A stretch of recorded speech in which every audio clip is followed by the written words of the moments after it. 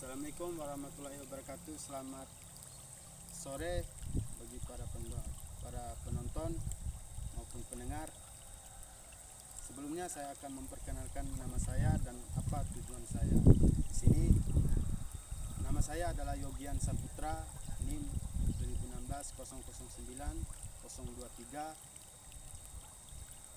023. Dan tujuan saya di sini adalah untuk melakukan presentasi untuk memenuhi prasyarat praktikum kultur jaringan yang dimana kita ditugaskan oleh Ibu Darini untuk membuat presentasi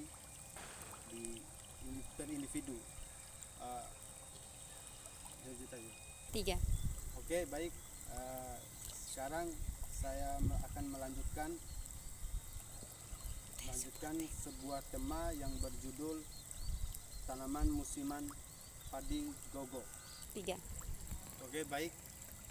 Selanjutnya saya langsung masuk kepada poin atau materi yang saya akan bawakan. Dan mohon maaf sebelumnya karena saya tidak menghafal apa yang harus saya katakan. Saya akan membawa materinya dengan membuka HP karena saya tidak menghafalnya. Di sini pada pendahuluan untuk kultur jaringan yang saya bawa adalah kultur jaringan adalah suatu metode untuk mengisolasi bagian dari tanaman seperti protoplasma, stek, kelompok stek, jaringan dan organ, serta menumbuhkannya dalam kondisi steril atau dalam kurung itu aseptik, sehingga bagian-bagian tersebut dapat memperbanyak diri dan bergenerasi menjadi tanaman utuh kembali menurut Bejohwani dan Rajan pada tahun 1983. Dan selanjutnya pertumbuhan dan perkembangan suatu tanaman secara in vitro ditentukan oleh beberapa faktor. Faktor kompleks diantaranya yang pertama itu susunan genetik dari spesies tanaman, yang kedua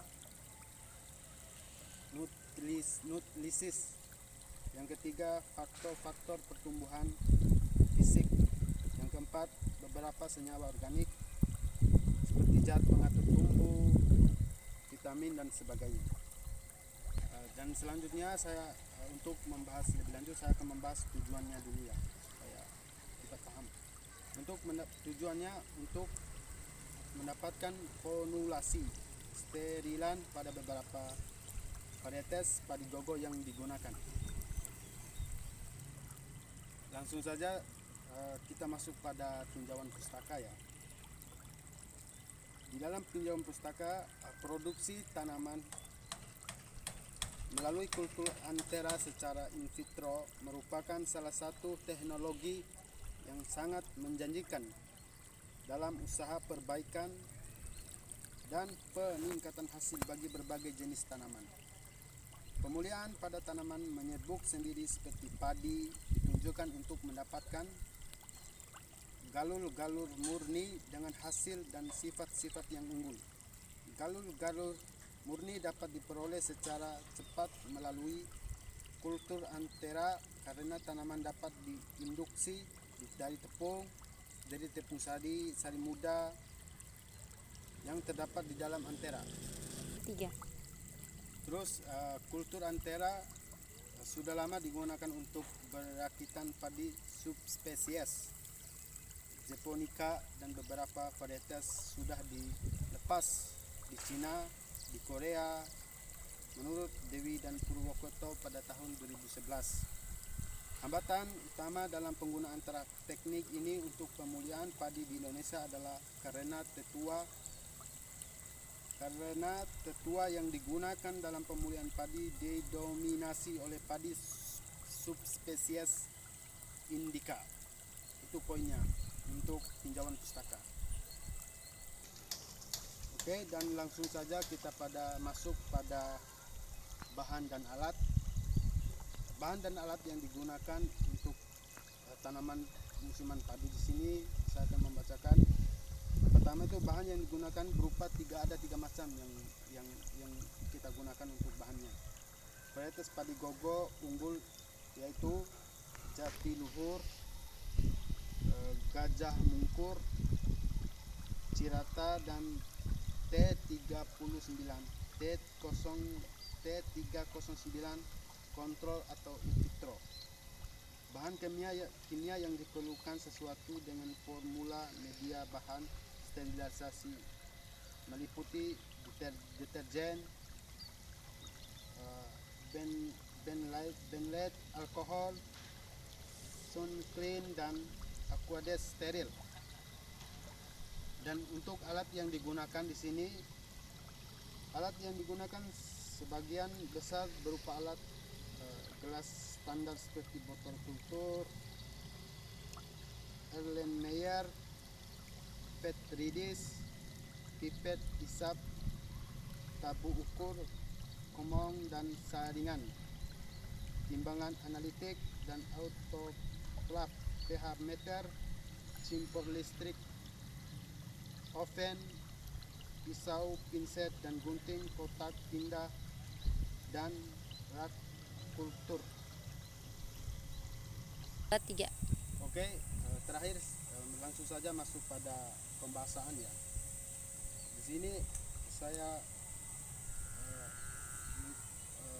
melakukan untuk pembahasannya. Yang pertama itu cara sterilisasi. Cara sterilisasi explain dilakukan dengan cara di mana biji-biji yang terpilih diikuti, kemudian dicuci dengan air rinso deterjen selama 2 menit. Waktunya 2 menit. Selanjutnya direndam dalam berlet 1 gelas selama 30 menit